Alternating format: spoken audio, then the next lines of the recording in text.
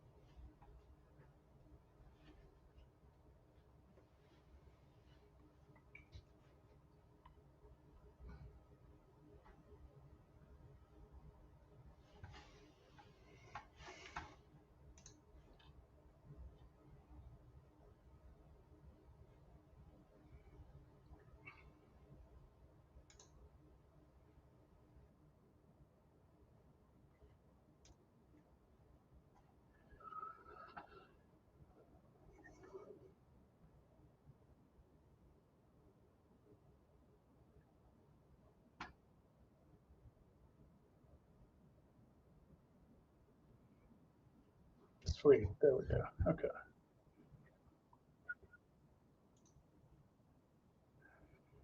All right. Can you guys hear me in the YouTube chat?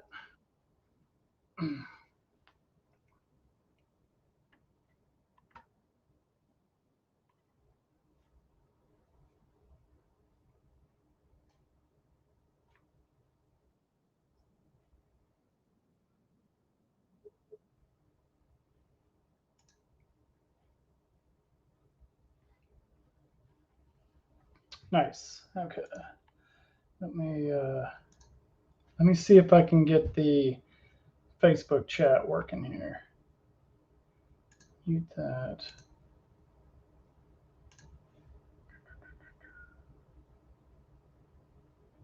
Pizza good. Can you hear me in the Facebook chat? I'm doing this all on my own tonight. Shell is with the kids. They had soccer practices tonight, so I don't have her backing me up and reading out questions for me tonight. Also, there's a big delay from like when I say things to when it's streaming, so which might be helpful with some of these questions. I don't know. We'll have to see. Okay. Awesome. Awesome. Awesome. So I'll do my best to keep up with some of these questions. If I don't see your question, feel free to ask them again. Just spam the comment section if you have to. So I'll give us a few more minutes, let people roll in here, and then we'll get started.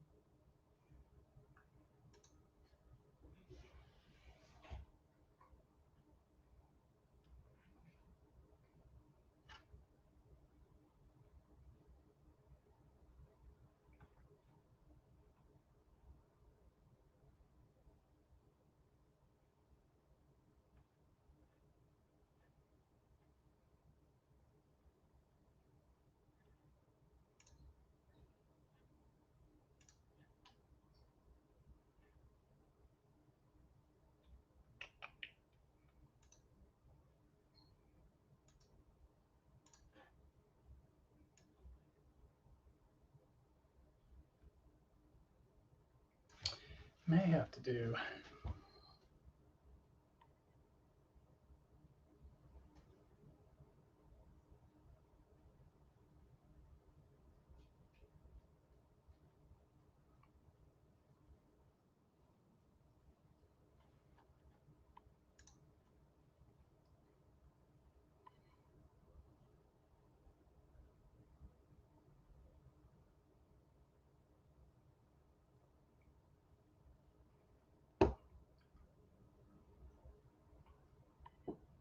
Cool. Okay, that'll work better.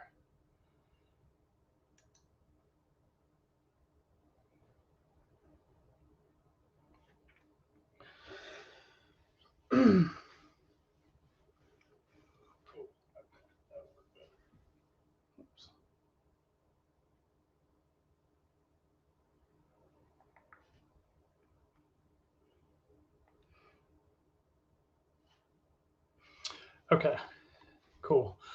Let's see. Got about 40 people in here. Okay.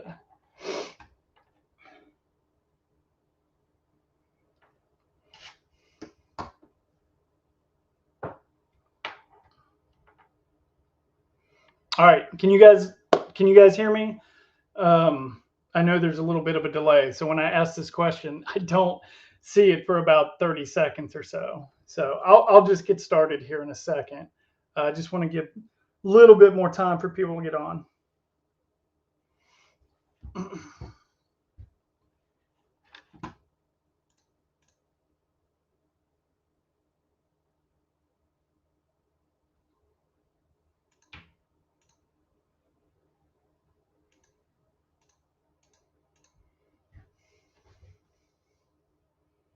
Cool. Okay. So people say they can hear me. Okay. All right, guys. Well, kind of exciting day for us. I know it's been at least for me and my team, and I'm sure it has been for you, kind of a stressful past week or so. Just not knowing if we were going to be able to do this, but as I put out in on social media and sent you guys the email today, we're good to go. We got the green light. Um, I just want to say thank you to everybody that sent us the kind words and emails and words of encouragement over the past week. Um, there's a lot of work to put on these events. If you're a race director involved in volunteering, you know what goes into it.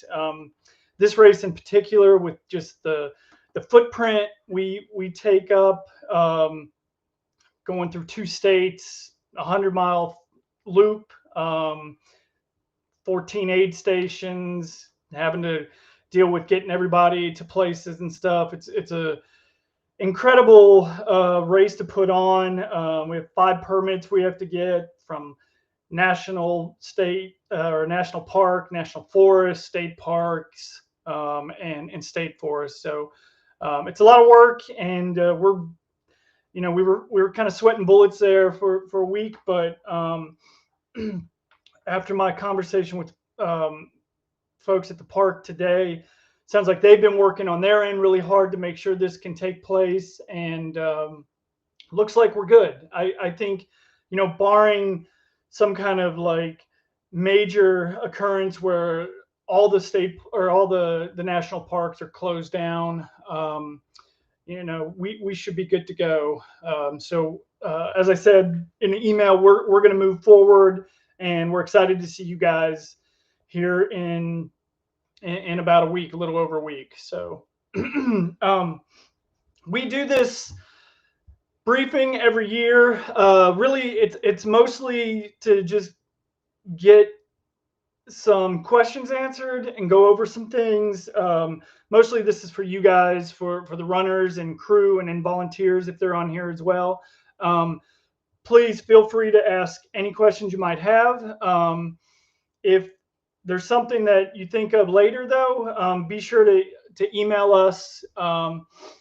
and we'll try to address anything that you think of later. If you see anything in the guide, either guide, the crew guide or the runner's manual, that seems off or wrong, look, we make mistakes. We've made mistakes over the years.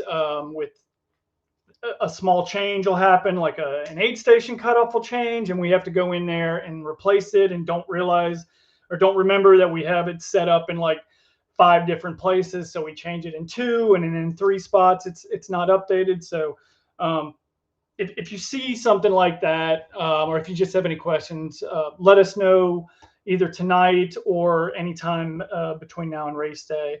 And we'll go through a lot of similar things Thursday night at the race pre-race briefing, but we'll kind of go more into details of like specifics as we're close to the race. So like if we're dealing with anything weather-wise or any other things that come up between then, we can address those things. So normally my wife Shelly, who is my co-race director, she's on here. She may be actually in the chat, but she is doing soccer duty tonight. She's got 3 of the girls had soccer practice, and then our oldest has drum lessons. So she's running around Knoxville trying to pick everybody up, get everybody fed, and get everybody home tonight. So she may get home before we're done with this and drop in. But again, if you have any questions, let us know, and we will. I will try to answer all the questions. If I miss it, like just because I'm talking and I'm not paying attention to the chat, go ahead and just ask it again unless it gets answered. Sometimes as we walk through this, some of the things you ask will get answered as we walk through the guide and stuff. Let's see. Let's obviously race is next Friday morning, starting at 8 a.m. Central Time. That's a key thing that I try to put out there over and over again, is like this race does start in Central Time Zone, but you don't go super far from the start finish before you pop into Eastern Time Zone. So for all of you, like runners, crew, be aware of that. You can, I know in a lot of your phones and stuff, you can turn the auto switching off. So if you want to make sure that your phones don't switch, I'd recommend that. But just make sure that you're not showing up, at the wrong time to crew your runner, or if you're a runner, you're not thinking it's one time and that it's not, because your clock or your watch changed, or your watch changed, or your phone changed, and you're rolling into an aid station an hour late thinking, oh, I'm good, but you're an hour late at the aid station. We haven't really seen that in a couple years, but early on we saw that a few times. So so just be aware of that. Race start and finishes at the Pickett State Park Group Camp. That's just north of Jamestown, Tennessee. It is pretty secluded. The nearest city is Jamestown, and it's probably a 25-ish mile drive. It feels like an hour, but it's about 25 to 30-minute drive to get into Jamestown. There's not a whole lot by the race as far as like gas stations, restaurants, anything like that. We are kind of out in the woods by ourselves, besides the state park there. And so make sure as you're rolling up, or as you're crewing, as you're going around, that when you get opportunities to pick up, if you need gas, grab it, make sure you're full, and get food if you need to. This direction, the clockwise direction, really the first time you'll start to pass places, if you follow with the runners clockwise, going to Peters Mountain and then going to Blue Heron, will be when you get into the Stearns, Whitley City area, and there's stuff there. There's gas stations, there's Kroger, kind of everything you need in there.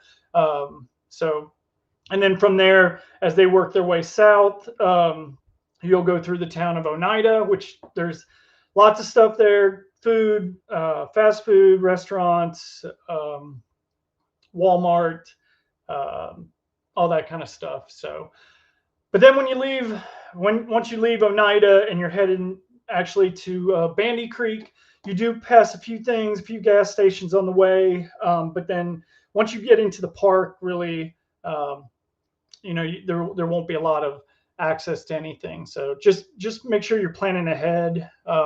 We put out that in the crew guide. We put out like a Google kind of map thing that has a lot of points of interest on that. So hopefully, if you haven't already, pop that open, take a look at that. It's super helpful to show you kind of like where the course goes and where you might be able to access things if you're crewing. So,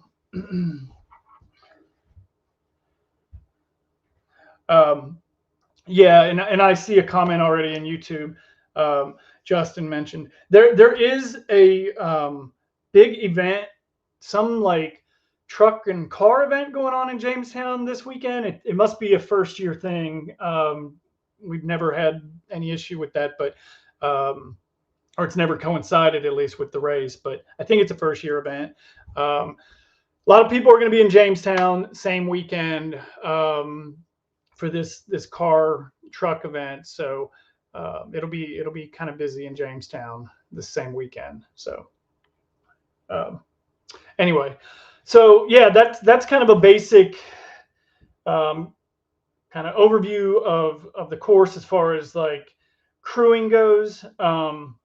We'll get into kind of like race specifics here.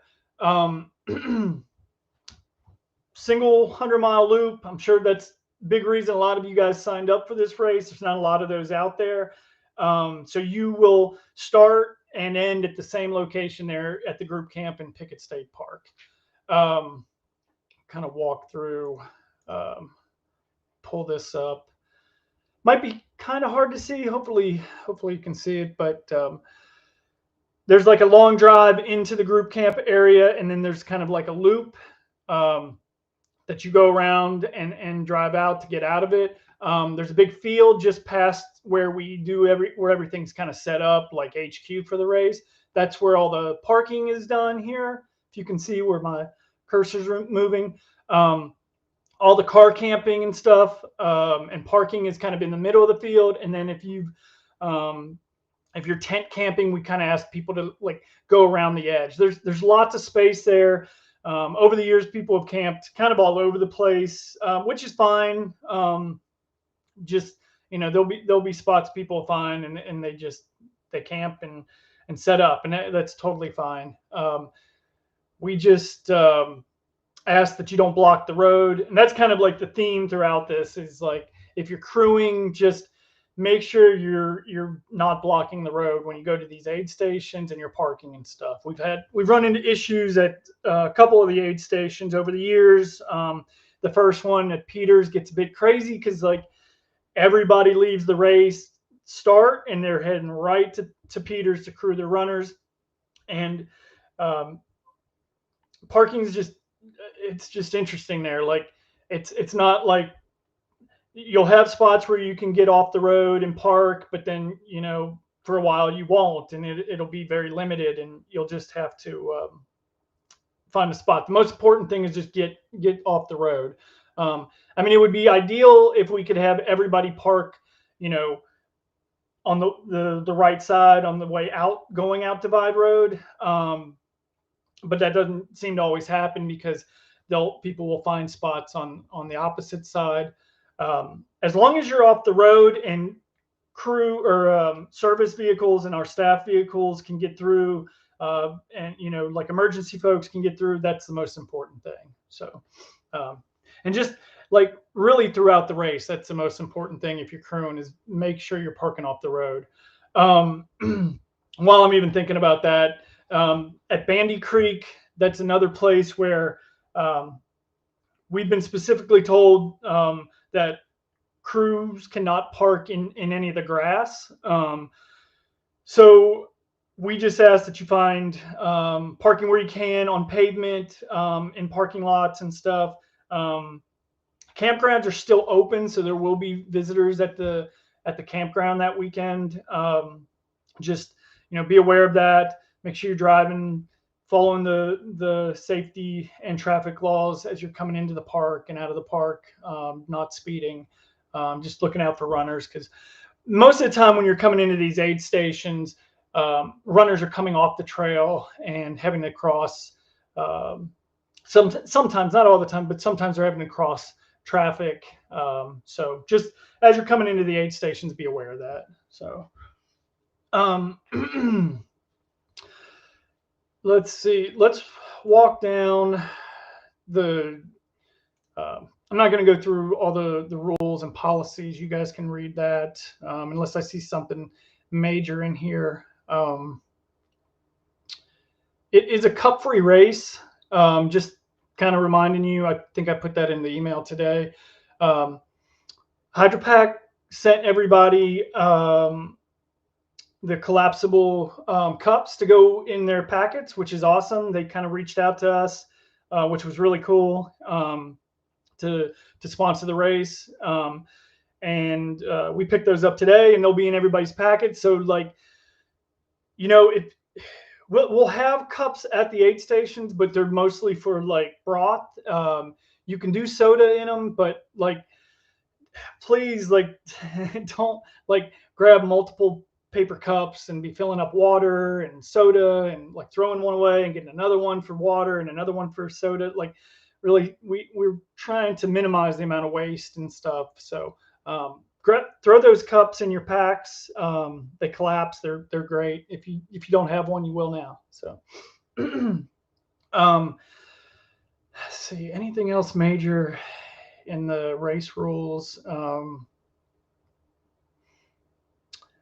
I don't think so. I'll just kind of skim down here. We talked about the group camp, getting there. Pretty sure there's still some bunkhouse lodging and car camping or tent camping available. If you need to, you can still sign up for that by going to Run Sign Up and go to your log in, get into your profile, look for your registration for no business, and I think it's manager registration or view registration, and then once you go there should be a menu up at the top that says add-ons. You can go into add-ons and add on to the race. If there is some that are full, maybe the car camping, just reach out to me and we'll figure that out. So yeah, that is all that. There's a list of accommodations as well. There's Airbnbs and stuff around town. If you haven't done that already, it's going to be probably some slim pickings. So I know things fill up pretty quickly. Saw a couple questions in the chat. How early on Thursday can we get access to the bunkhouse? The bunks are not assigned, so it's kind of first come, first serve.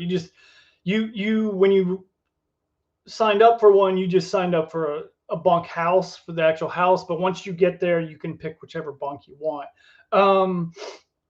As far as how early on Thursday, we'll be up at the group camp as early as I'll get up there Monday, but I probably won't stay Monday. I'm gonna drop off our first load of supplies Monday, and then I've got to go back with the trailer and pick more up and be course marking all week and stuff. But the bunkhouses should be open and ready whenever you get there Thursday. So we don't actually start packet pickup until 3. But if you get there at noon and you want to kind of get your bunk settled, and you feel free to go ahead and do that.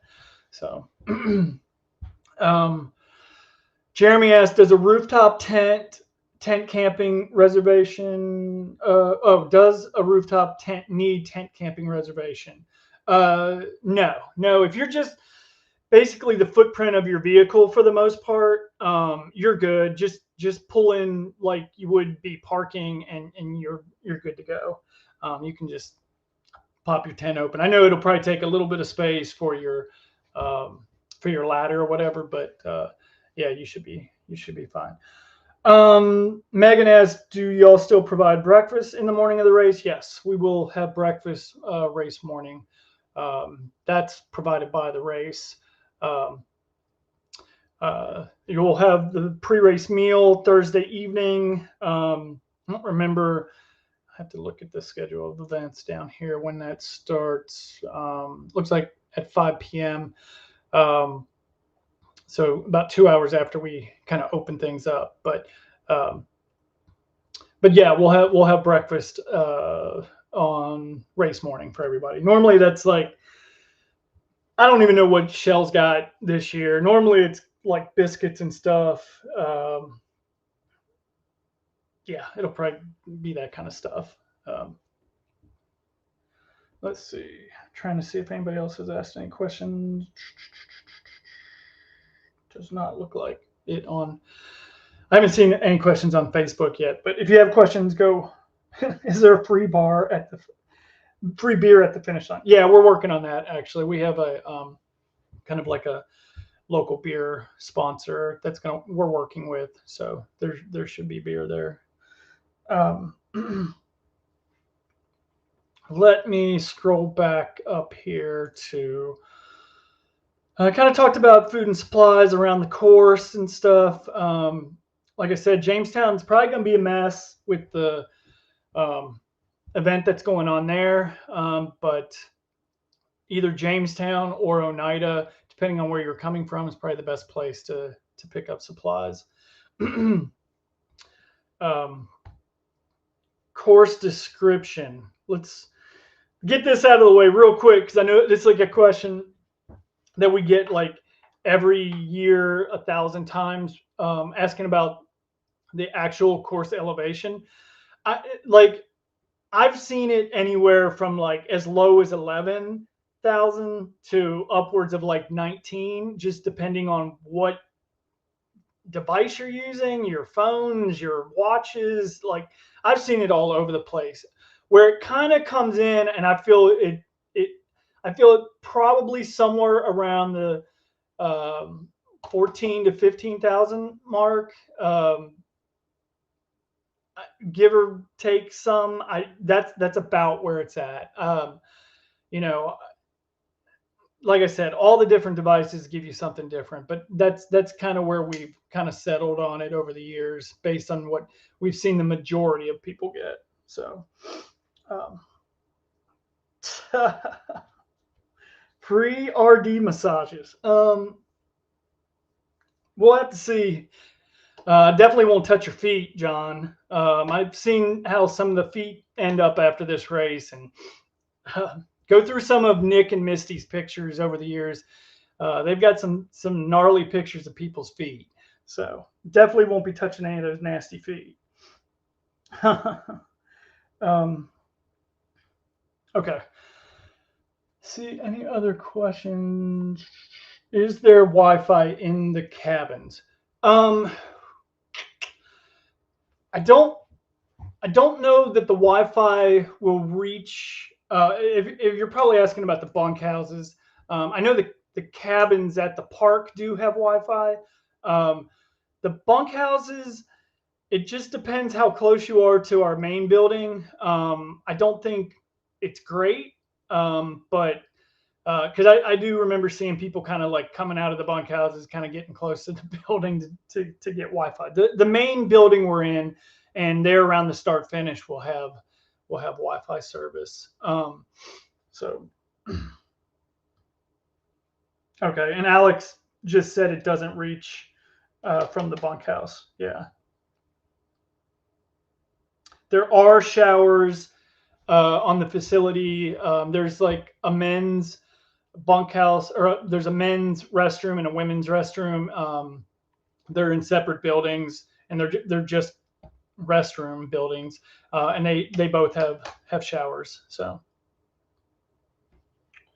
and if you do use them, please do your best to clean up after yourselves. Every year we have to go through and clean up, obviously, all the buildings. And man, some of those restrooms are left just brutal. They're a mess. So just try to pick up after yourselves. I've seen people leave nice rabbit shirts and shorts and stuff over the years. They just kind of left them soaking wet in the bottom of the showers, but those aren't cheap. So make sure you grab your stuff and take them with you. So, okay. We kind of talked a little bit about the course as far as elevation goes. It is a very runnable course, I would say. Like there's a lot of it you can run. There's not like these huge climbs that are like miles and miles long. I think that the thing about the course is it's just kind of unforgiving, like a lot of up and down, a lot of climbs that like if you were running your regular training runs at home, you would probably run, but and be able to bomb, not bomb, but like run hard going up. But over the course of, hours and hours and just the constant up and down, it'll beat you up. So just some advice. I think a lot of people overrun the course. They outrun the course because it is so runnable at times. They don't pace themselves well, and they end up kind of falling apart kind of later on in the race. So just keep that in mind. Obviously, the big thing too with a lot of the creek crossings on the course, and everybody asks every year, like, how many creek crossings? Where are the creek crossings? It's like, if somebody wants to take some time one year and like map all that out and provide it for runners, feel free to do that. There's like creeks and stuff all over the course. So yeah, like the big thing on this race, I would say one of the big things besides pacing yourself is making sure that you take care of your feet throughout the race too. We've seen people get into some issues with foot problems. And like I said, you can go through some of Nick and Misty's pictures and see where people's feet have been kind of destroyed by the end of the race. Just a lot of it from just being wet for so long throughout the event. So with that, I'd be pretty strategic about drop bags and stuff, and shoes, socks. The big spot with the river crossing there into Blue Heron, it can be kind of, I think you could get kind of strategic with it. The trick is like you have to go down into the river, obviously, to cross. Then you do the 6.5 mile loop there, and then you got to cross the river again to get back out and go complete the rest of the course. So, what stinks is like you cross, you have access to your aid and your drop bag. You do the loop there, you get aid and your drop bag again, but then you've got to cross the river again. So it's immediately you're crossing, getting your feet wet. I've talked to some people who have bought like super cheap, lightweight, like water shoes and just slip those on and just threw them in the back of their sack, their vest or whatever, their pack. I mean, that's one way to do it. Other people just deal with what you got. So, other than that, I think like, when you pop out at the first crew spot at Peters Mountain, you'll have about a 5.5 mile section of gravel before you get to the next aid station. So sometimes that section up to Peters can be quite wet. Kind of the last mile or two as you climb up to Peters can be quite wet because you're like following the creek. I don't know who designed that trail, but basically they just put you in the creek bed for a lot of it, or you crisscross with the creek bed. So I know some people strategically will change shoes at that point. And then Duncan Hollow. Once you hit Duncan Hollow, you have a real long stretch into Bandy where it's real dry and you're up high. So that's another spot where people will, swap out shoes and socks and stuff. So let me make sure I'm looking at some of these questions before I move on.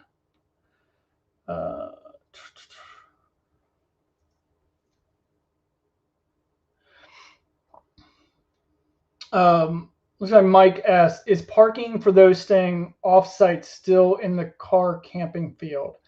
Yes. So when you get there, we'll have that field kind of with streamers kind of to try to, I know it's in the crew guide how we like people to park, but you just pull up into the field and you can park there in the field. And for any, yes, same with visitors as you're coming to the start finish.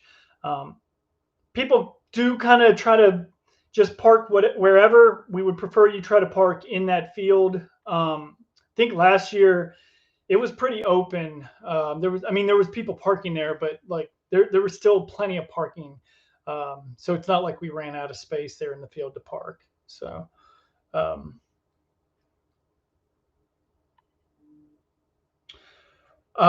which aid station the physician will be at? Yes, he's going to be moving around a little bit, I think, but ultimately he's going to be set up there at Bandy Creek.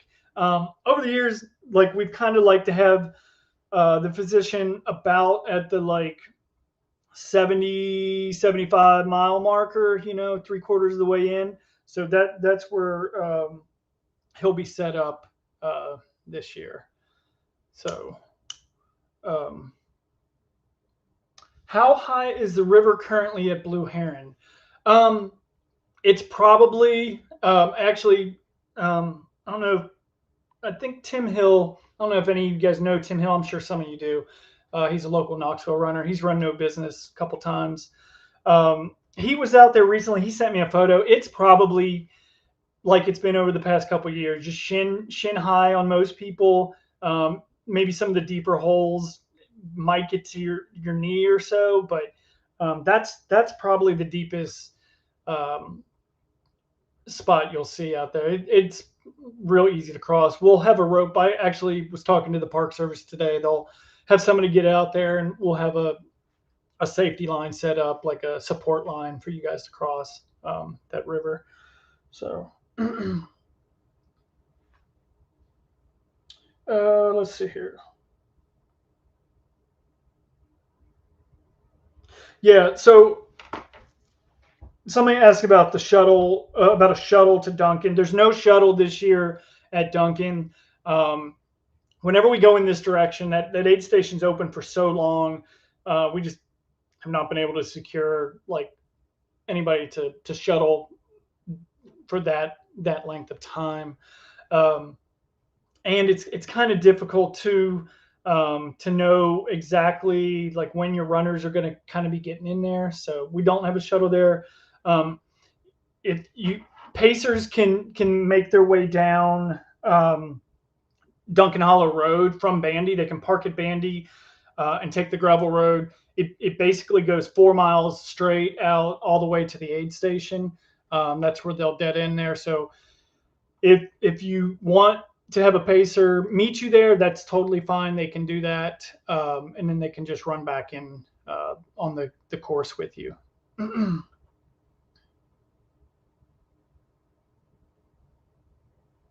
Yeah, so I just answered that question about that.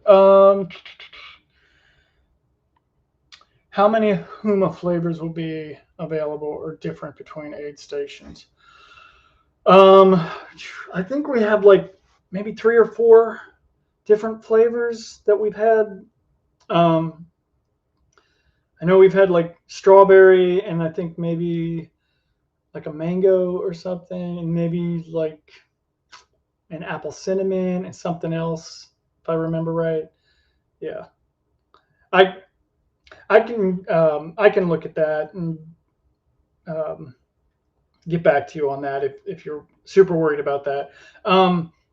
The one thing I'll say too, though, on the gel is like, um, we've seen, I've seen it at not just our races, but all kinds of races over the years where I've been volunteering and stuff. Like people just grabbing handfuls of those gels and to supply them for the whole race. I've heard, it's funny because like I know, I remember we had spring when spring was popular on the course one year, and people were just like taking them, and I mean I've overheard people saying, "I'll take some of these home to train with and stuff." We have to pay for gels. They're not given to us free. Huma's great; they give us a discount, but um, so there's only so many. Like we can't supply, everybody to have a gel at every aid station for the entire race. So just be conscious of that as you're going through. If you need one, ask for one. Typically, kind of tell volunteers, don't put all the gels out. Maybe have a couple out and refill them. But if you need one and you don't see one, ask. Hopefully they'll still have them. But yeah, just be aware that like people behind you might need them, and plan accordingly. Like and if those flavors don't work for you, just pack your own gels in your drop bags or on your person. So uh, yeah, somebody, Mike Norris says he was at Blue Heron 2 weeks ago, and it was about calf deep, and that's kind of what we've seen it at over the years, like right about calf deep. And you may, like I said, you might find a little bit deeper hole as you're crossing that get up to your knee, but that's about. I'm not a super tall guy, but that's about or I'm not tall at all. I'm like 5'9", and that's about the deepest I've seen it this time of year. Granted, if we had some weather, that can change, but that's about what it's been and what it's looking like. So,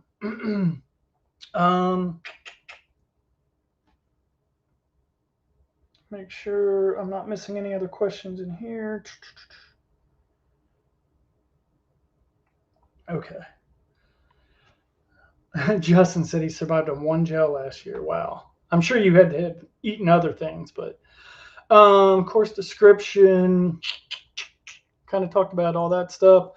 Talked about the time zone. I'll just reiterate, guys, make sure you remember everything's in Central Time. The race starts in Central, finishes in Central Time Zone, but you switch over to Eastern Time. So just be aware of that. I would set my phone or whatever to not change time zones during race weekend. Let's weather. I'm just going to briefly say last year was a really warm year. Think it. I don't remember if it had to have gotten into like the low 80s. I just remember it being very humid. I remember people coming into Bandy Creek already just like dripping, drenched, wet from sweat. I don't know. A lot of you guys that are in here, if you can remember exactly how warm it was, it was a warm year. So, it could be that way this year. I've kind of been taking a peek at the weather. I normally don't worry about weather or even focus on it until actual race week, like Monday or Tuesday. Looks like maybe a chance for a little bit of rain on Friday, but temperatures looked a little bit better. I think I saw like maybe a high of 64, and dropping into somewhere in the 40s overnight or something, which I think would be pretty ideal. I mean, maybe a little bit cooler would be more ideal, but anything cooler than last year. Last year was a pretty warm year, so I think everybody's hoping for better weather this year. Let me see here. I think my chat got a little messed up. Pop out chat. Yeah, it was definitely hot last year. Wildlife. Like I want to breeze through some of this. There are bears. There are poisonous snakes. I think one year people were talking about how they ran into lots of copperheads. I think that was mostly because it was an early race year, like we had to bump the race up to early October. And that seemed to be the time when all the copperheads were out on the trails. But normally when it's a little bit later in the year, we haven't seen that. So I'm not going to sit here and like go over kind of the wildlife stuff. It's, you know, just an area that has some wildlife. I think the bigger thing is the yellow jackets and stuff that can be out on the course, and people have run into and have been stirred up. So just should be really aware of that. If you know you're allergic, or you even think you might be allergic, make sure you carry with you an EpiPen or some Benadryl, or we'll have stuff at aid stations. Obviously, we'll have first aid and stuff, and we'll have communication. So if you do get into trouble, but like I that's just something. If I'm allergic, if I was allergic to that like badly, I wouldn't go to any race or I wouldn't even go hiking without that stuff. So just a heads up on that. Like, and I can't exactly tell you where. I just know like as you're coming into Bandy, kind of that like between Duncan and Bandy, they actually, the Knoxville Track Club puts on a race there, and I think even they've done their race shirts with yellow jackets on it, because it's a late August or it's a late September race, and it seems like every year people are getting hit by yellow jackets and stuff. So something to be aware of. I saw a question about poles. Poles are allowed. We don't have any rule against using poles. It's kind of up to you. And you can ask around in the chat. Even if, jump on if you're not on the Facebook group chat, jump on that. A lot of times if you ask questions there, I'm not always paying attention to it. I'm like, got a lot going on, but like former runners, volunteers, people who are familiar with the race will jump on there and help you out with questions and stuff. So, course marking, I'll go over this, Thursday night pre-race. I'll have some of the course marking with me to show you guys, and then I'll go over it again. Actually, Friday, right before the race, I'll have it. I'll kind of show you. But basically, we use pink ribbons or flagging that go in the ground. They have Ultranaut running on them. We also, in this picture actually is an older picture, but we also put ribbons in the trees in spots throughout the race. They have like the yellow black checkerboard, but they also have a stream of pink on them. They're kind of like dual ribbon, and they're on clothespins, and we just put those in the trees. We will try to mark about every 2/10 to quarter mile. I try to mark about every 2/10. Obviously if there's a major intersection, I'll kind of blow those areas up. Most of the like yard signs you see in the picture, those are going to be at like road crossings. We don't put those deep in the trail or anything, but those will be at your road crossings. And then we have like some directional arrows that will be out on the course as well. Don't see any questions there. Yeah. Okay. Runner timing. We don't have like timing like the spot GPSs on everybody. They just don't work very well in this region. We tried that early on in the race, like the first, I think, year 2 and 3, and they failed miserably because of the tree canopy. So we don't have that, but we do have RaceJoy, which is provided by Run Sign Up, who you registered through. It works pretty well. And it works also with our timing mats that are stationed out on the course. So like as you pass a timing mat, even if you're not using the RaceJoy app on your phone, as you pass a timing mat, your location, your time, your split into that location will be uploaded for anybody kind of following on the RaceJoy app to know where you're at. So it's a great thing to use for crew or spectators, but you can actually, if you're running, use the RaceJoy app on your phone Of course, um, you won't have cell service the entire way, and some people come up with like a battery plan and stuff to keep their phone going. It's kind of up to you. You can find more info on about RaceJoy and how it all works on their website and stuff. I got this linked here and stuff. So um, yeah, that's it for that. Mandatory gear. Don't have any like real big things besides obviously we want you to carry something to carry water. And we recommend we want you to carry we want you to carry like a rescue blanket or bivy. Those things are super light. You can carry them in a back pocket. They fold up real tiny. You can get them on Amazon.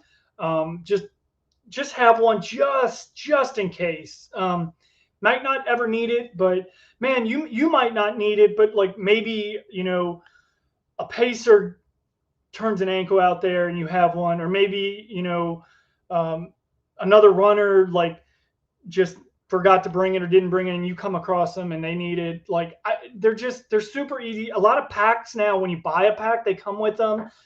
Just go ahead and throw one in your pack. They're nice to have. We'll have some at aid stations as well, but not enough for like every single person. So if you have one, or you want to, feel free to go grab one on Amazon and make sure you bring one with you. The other thing, headlamps. Obviously, you're going to need those through the night and stuff. Every year, we have people that forget a headlamp. They leave it in the wrong drop bag. They only bring one. Batteries are dead. Something. And they have to borrow a headlamp from like a volunteer or a pacer. Or, I mean, last year, I think my dad ran to Walmart in Jamestown and bought like 20 headlamps that we kind of put out at aid stations, because people were just like, we were running into this issue with headlamps. So make sure you test them. Bring backups. A lot of people will carry at least 2 with them. So yeah, like just emphasizing the headlamp thing. Like make sure you test them. Make sure you got extra batteries. Bring an extra. Yep. Again, recommended gear. The EpiPen is on there again. I don't know what the weather's going to be like yet, so just plan accordingly. Make sure you utilize your drop bags and stuff. Bibs. I mentioned that in the pre-race briefing, or the email rather, that went out today. We did not assign bib numbers. Normally we do that early, and we'll even get like your names and stuff put on, but with the just uncertainty with the government shutdown, we decided to scrap that idea this year and just do regular bibs. As you show up to pick your packet up, we will assign your bibs dynamically. You've probably seen this at other races, but volunteer working there will have like a tablet, and they'll just take your bib. There'll be a QR code on the back. They'll pull your information up. They'll scan your QR code, and then your bib will be assigned. So that's how that'll work this year. I know that means you kind of got to hold off on putting your bib numbers on your drop bags, but we'll have a bunch of Sharpies all over the place, because I thought about that. So just grab a Sharpie while you're there and go ahead and mark your drop bags. Make sure your name's on it, bib number, also what aid station it needs to go to.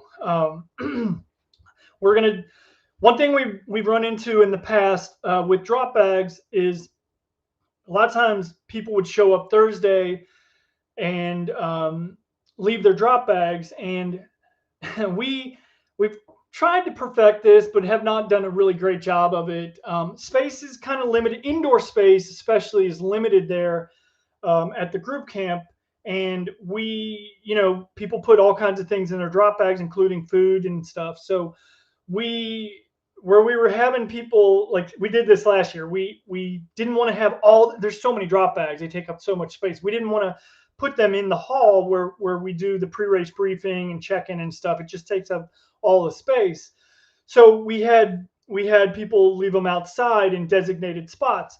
And then nighttime came around and we were getting ready to, pack up for the evening. And we were like, crap, like the raccoons, even bears could come after these drop bags. They'll smell the food in them. So we had volunteers all bring them back in. And then in the morning we took them back out. And it was just like, it was kind of silly. Plus we had several runners that they left their drop bags. And then in the morning, they were like came back looking for me because, oh, I forgot to put like, I wanted to add this to my blue heron drop bag. And so they went looking for it in the morning, and either we had moved them or we had packed them into like a truck already. So we didn't have to do all that in the morning and like make it easier on us. But that caused some headaches too. So drop bags, you're going to drop them off race morning, have them all ready to go, have them labeled. We'll have the designated spots. They'll be like probably like canopy tents set up, and they'll be labeled like with the name of the aid station. Make sure you put your drop bag there, and then we'll get them all loaded up. So that I think is it for drop bags and bibs, except for I just reiterate, like there's a lot of drop bags, and they take up a ton of space. Like, I mean, talking, hundreds of drop bags, just per aid station. So, don't, please try to make best use of the space by not using suitcases and kitty litter boxes. Like we've seen people use the hard plastic boxes you get at the grocery store for kitty litter, and yeah, they do a great job of keeping the weather out of your stuff, but they just they take up so much space, and they're a pain to move. So try to keep the size of your bags to a minimum. Do not use black garbage bags or anything that could be passed as garbage. One year people did that, and they left them in a spot where I think, and we had to actually drag drop bags out of trash cans because I think the Park Service mistakenly thought they were trash, and they were actually just drop bags. So don't do that. Don't put them in black garbage bags. So let me check back here. See if anybody else has dropped anything. Yeah, the ribbons have reflective material on them, so they'll be picked up by your headlamps and stuff too. Let's see. I don't see any other questions that I missed particularly. It's everything I've kind of gone over. Schedule events is here. Again, everything's in Eastern or Central Time. Central Time. I said that wrong. Central Time. Start is at 8 a.m. We'll try to start right on time, so make sure you're there. Remember, with us having to load up these drop bags, particularly for the first crew spot with drop bags, Peters Mountain, we want to get those drop bags loaded up as quickly as possible and get them. We'd like to be able to beat you guys leaving the race and beat crew leaving, so they don't have to deal with crew traffic. That person who's delivering the drop bags, we want to get them on the road and heading up to Peters Mountain. But there should be no problem with them getting to Peters Mountain because all the crew will park the right way off the road and won't be blocking the road, right? Because we talked about that ad nauseum. So let's make sure we get off the road when we're parking, crew.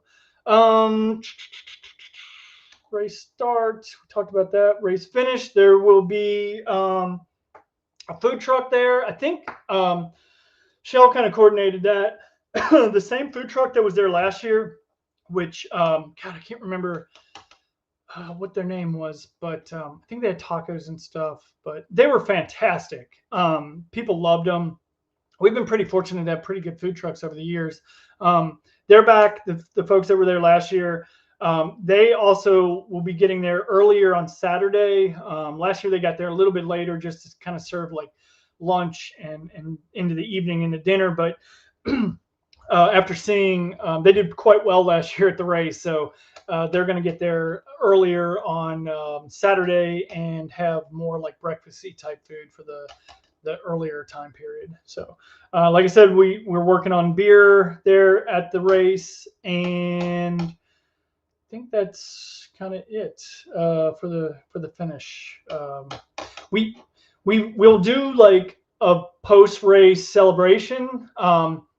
That's always tricky because I know people are traveling, so like we like to wait till everybody's finished and wait till that last finisher comes through to do like the podium awards and stuff and award double buckles.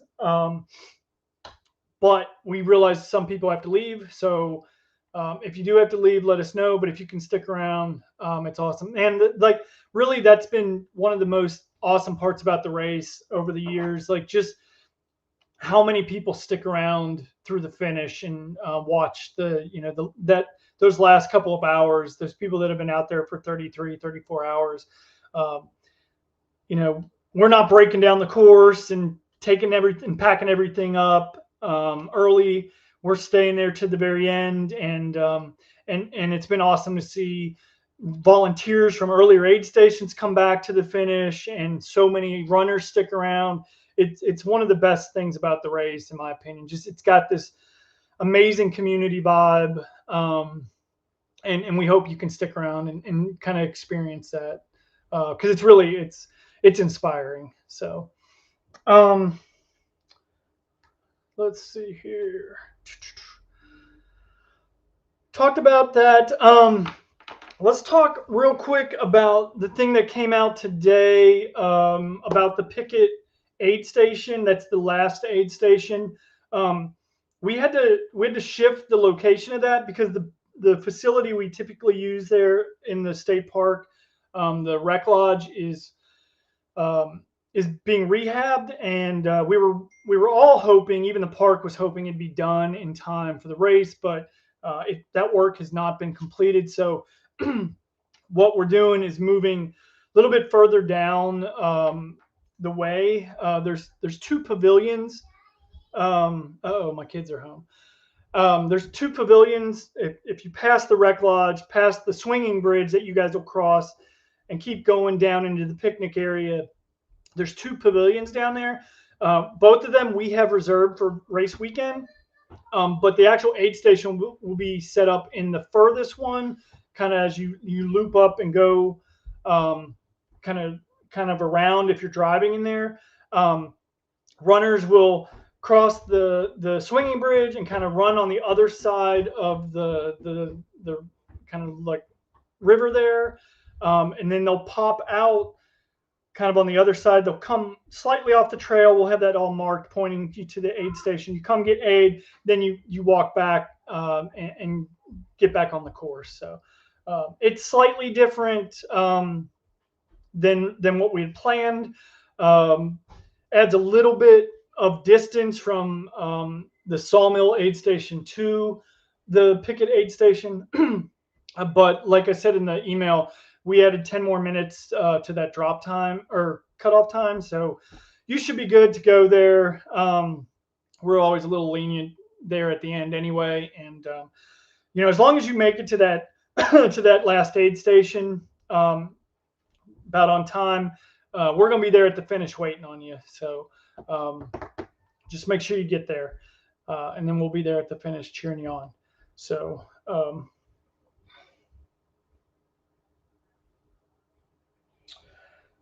Justin asked, "Do you know if Blevins will be at the cemetery or at the campsite?" Our plan, and I'll talk to the folks working at Blevins because I think Alex is going to be there again this year.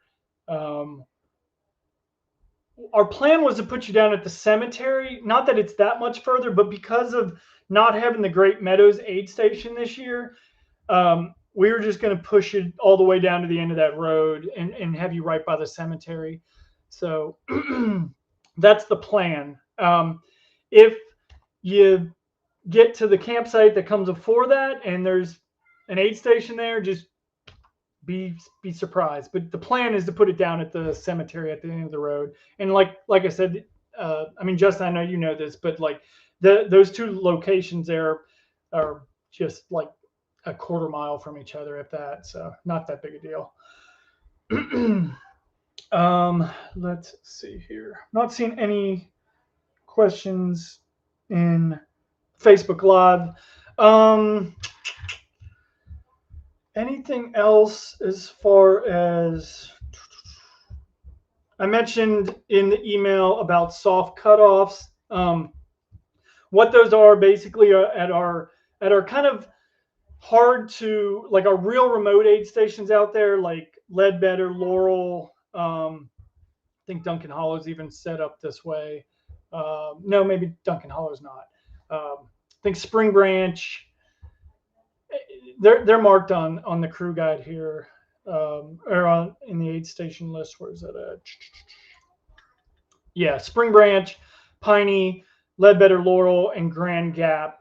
Those are kind of our more remote aid stations where it's hard for people to drive to, for crew to get to if you drop. So they have a kind of like a soft cutoff. The official cutoff's listed, but we give you like a little bit of a window. And it's about a 15-minute window, really, that we'll let you kind of continue, unless our sweepers come in and say, this person is done, like they're not moving well. Doesn't look like they're gonna make the next cutoff either. And we don't want to continue aid station after aid station, having people come in like 20-30 minutes late and making volunteers have to stay and postponing, delaying the race. Just for safety purposes, we need to get people off the course if they're coming in late. And it's part of our agreement with all the land management agencies. It's part of our safety protocol and stuff. So yeah. So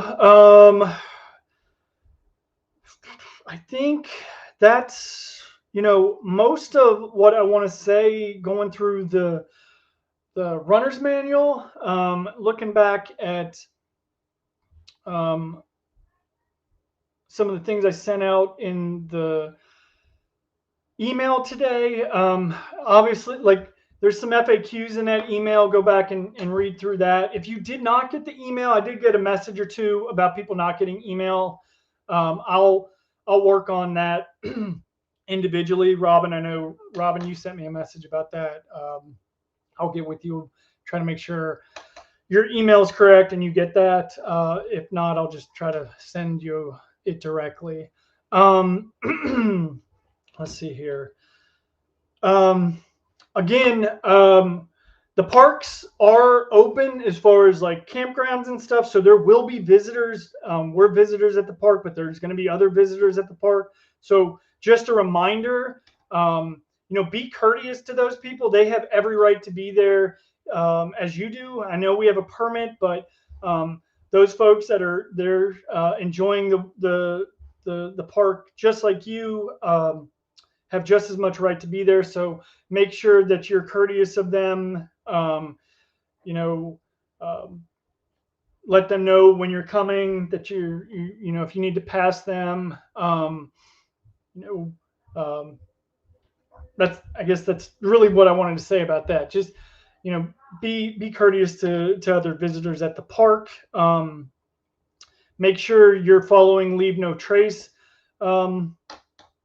protocol, I guess is the word that I'm looking for. But pick up after yourself. This not a road race. Don't leave your containers, your cups. We'll have trash containers at all the aid stations. I know you'll probably eat gels and stuff on the way. Make sure you carry that stuff with you. Don't drop anything out there. I know sometimes it happens, things fall out. If you're running and you see any trash out there, please, pick that stuff up. And when you get to the next aid station, be sure to drop that in one of the trash bins for us.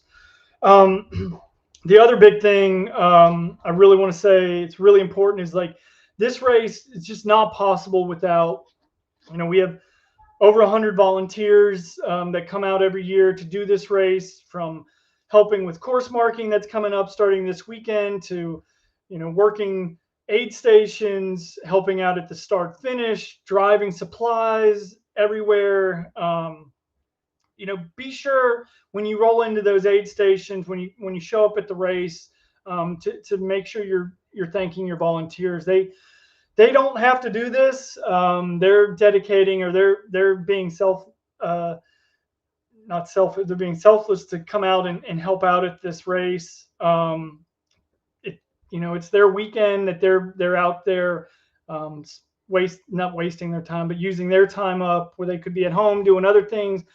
They're out there helping out at the race. So be sure when you see volunteers that you thank them for being there. So we've got a list of great sponsors that we have every year. From Hoka to Cumberland Transit out of Nashville, the outfitter. Like I said, HydroPack is a new sponsor this year. Bare Butt Wipes is a sponsor. They're back this year. Just like so many great sponsors. I should pull up the list real quick and just go through some. I mean, there's your list of sponsors: Hoka, Cumberland Transit, Huma, Salty Britches, the Long Run, Tri-State Running is sending volunteers to help out. Tailwind, obviously, we're a Trail Sister approved race. All the Wi-Fi companies, Highland and Twin Lakes, that help us. Steven, Ultra Trail Steven, who's been on this chat, I know he's got athletes and he's been helping out. A new sponsor, Trail Recover Repeat. They'll be at the finish line, helping out runners. They'll have like the recovery. I don't even know what those things are called, but they go on your legs and they help you out and stuff. So, but yeah, just a great list of sponsors, and be sure to thank them, because again, like from volunteers to sponsors, like they help us make this race possible. And lastly, to the land management agencies, the Big South Fork National River and Recreation Area, Daniel Boone National Forest, Pickett State Park, Pickett State Forest, Scott State Forest. Like, we have 5 permits we have to get to put on this race, and we couldn't do this without their permission and stuff. And lastly, like, I don't even like there's just so, like, you guys don't understand how much goes into putting these things on. Like, to our communications team, they've been out there working tirelessly over the past, like, really since last year's race went on. They've been working to make the race even better in how we communicate. So to guys like Joe Cross and Ken Pasternak, to the folks at Fentrell Emergency Management Services, my race team, Andy, Alex, Lucian, Dolan, Jill, I'm trying not to forget anybody, but like all these folks that help put this race on. It takes so many, it takes a team. I don't want to say it takes a village, but it does. Like, it takes the community, and really we have a great community in the area that helps us put this race on. Folks from the local community that come out and volunteer to work aid stations and be at the packet pickup, and the folks that are doing the timing. Like, there are so many people that want to see this race be successful, and it's really grown over the years. I know people that have done it from year one have really seen how this race has grown and become popular, but at the same time, like, we've tried to really stay close to our roots, not become a big commercial type event. But ultimately, the goal for me, and the reason that we do this, is because I love the area, and I want to introduce people to the area, to the Big South Fork, to Pickett State Park, to these communities that have been giving back to the race. Like, I want to bring you guys to this area to experience it, because like there's just so much, and you'll see if you've not done the race, you'll see what I mean. Like there's just so many. The course is just full of so many amazing sites and landmarks that you know you don't get in a lot of places. It's a different thing from the arches and the river and the rock formations that you're going to see, the overlooks, everything. It's amazing place, and you know, not enough people know about it, which is kind of a nice thing. I know a lot of people would kind of prefer, that it didn't get busier, and I get that. But at the same time, like these communities need people coming to the area to help out the local economy, and really like the biggest compliment I've gotten over the years is people that have done the race and then told me later, like, I'm coming back here, bringing my family back here, bringing my run group back here, bringing friends and stuff, because I want to show people the Twin Arches, or I want to take people to Blue Heron, or I want to stay at Pickett and show people Hazard Cave, or all these things that they experience out on the course. Like that to me is why I do this race more than anything. So again, like, thank you to everybody who's involved in this race and helped us put it on. We couldn't do this without you. So with that, I'm done. I'll just take last minute questions. I know we've kind of gone a little over an hour, which normally this lasts about an hour and a half. So I'll quickly run through and see if I see any last minute questions. But if you have questions, I'm kind of looking now at the chat. So if you have questions, let me know, and we'll answer some of those now. So.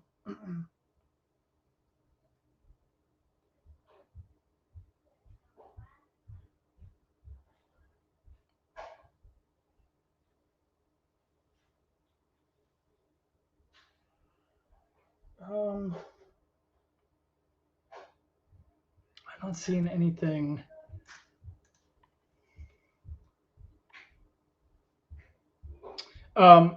Justin asked about salty britches. Yeah, we'll have salty britches at aid stations. I think we even have like a little sample pack that'll come in your packet, but there will be, like with the first aid kits, there'll be salty britches. But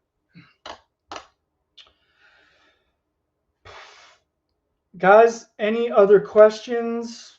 Ask them now. If you don't think of anything tonight, that's okay. We can go over things at the race meeting Thursday evening.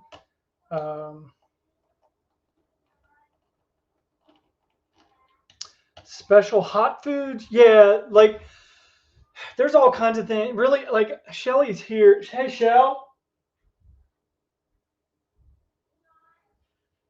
Hey, Shell. I don't think she's around, but Shelly my wife, she kind of manages all that, like aid station food and supplies and stuff. But like, we'll definitely have your typical hot foods, from like quesadillas and grilled cheese sandwiches. I know, like, there'll be pierogies and that kind of stuff. A lot of these aid stations that, like, there's volunteers that have kind of taken ownership over the years. Like Laurel Hill is a great example. Laurel Hill has had the same crew working that aid station for, I think, we're going into year 9. I think they've worked it the last 7 years. The same crew, basically. They'll have, like, I know Ken, who runs that aid station, makes a big thing of homemade chicken noodle soup. I know that they'll have cookies, like homemade chocolate chip cookies there for every runner. There's all kinds of special things. Shell? Yeah. Oh, Shell's here. She'll answer this question. But all kinds of, like, runners or volunteers bring special food, but then Shell will bring she'll bring food as well. So let me. What was the question? Oh, wrong one. Let's not share this anymore. If I can do that. I don't know how to change it out. That's fine. Yeah. Hot foods at the aid stations? Oh, yeah. So chicken broth, veggie broth, hot coffee, hot chocolate. We'll have pre-cooked rice, ramen.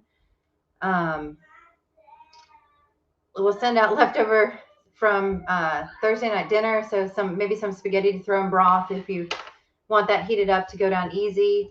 Normally we have potato mix, like mashed potato mix, right? Yeah, so there'll be potato flakes to put in there in your broths, or even just hot water. Some aid stations will have burgers. We have sent out pizzas to Blue Heron before because they have power for electric ovens. We have like specialty fall soups like beef stew and like a squash soup. Some will have not specifically hot, but like lunch meat, more lunch foods during like daytime hours. Fresher foods. Like fresher foods, lettuce, tomato, stuff that you can have. And hummus to make like hummus wraps, that kind of stuff. Yeah, and so then other hot foods that are at most aid stations, probably not the first two, just they're so early. Quesadillas, grilled cheese, like burrito wraps, like bean burrito. And then you can add in any of the fresh veggies and anything that you want like that. So I'm trying to think if there's anything else. I'm sure there's some other things.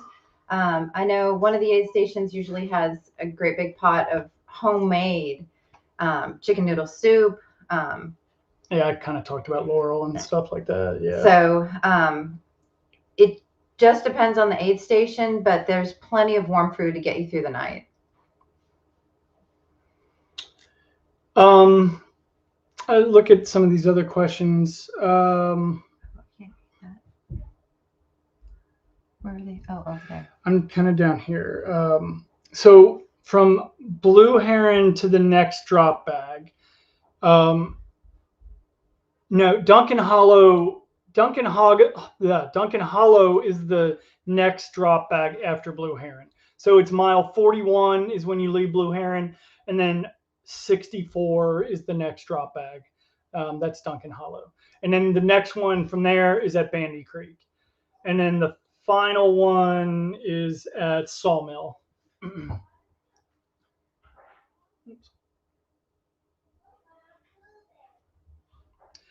Yep, pierogies will probably be there somewhere. Maybe not at every aid station, but I know Laurel Hill likes to have them. As many as we can. Yeah, we'll try to.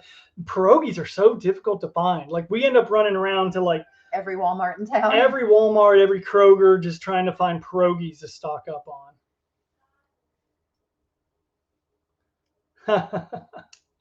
That's right. Laurel Hill, best care in the middle of nowhere. That's their slogan. What's the shirt for this year? The shirts are rabbit shirts. Long sleeve shirts. We did rabbit last year. We were supposed to have long sleeve last year, but they accidentally sent us short sleeve. But rabbit shirts again this year, long sleeve. So, any other last minute questions before we jump off here? I'm gonna make sure I get everybody's questions in. And again, like, you know, if something comes up, you think of something, you can email us or hit me up. We'll obviously see you Thursday night if you can make it. And then Friday, we'll see you right before the race. So I will try to send out one more email. And basically just like kind of addressing like what we're looking at weather-wise. I mean, I'm sure like all you guys, like myself, will be looking at that starting Monday, every day, every hour, scrolling or swiping back and forth on your weather app to see if it's changed. But we'll kind of, if anything else changes, I will let you know. But other than that, I think we're done. I don't see any more questions coming in here. So, yeah, no problem. Guys, again, thank you all for being patient with us this last month. Kind of did not expect to have to stress over everything. Like it's funny. I work in government for my full-time job as well. And every year we kind of see this stuff with shutdowns and stuff, threats of that.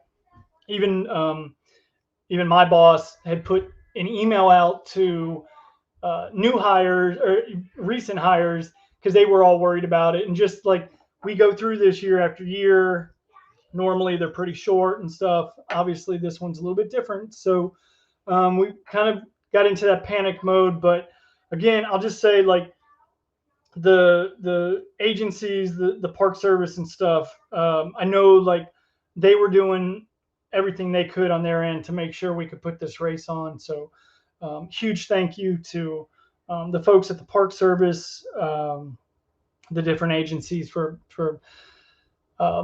going to bat for us and for you guys so we could put this race on. But we're moving forward. We're good to go. Shouldn't be anything too different from most years, and we're excited to see you all in about a week. So again, hit us up if you have any questions. Other than that, have a good night, and we will see you in next Friday. Not this Friday, next Friday. See you guys.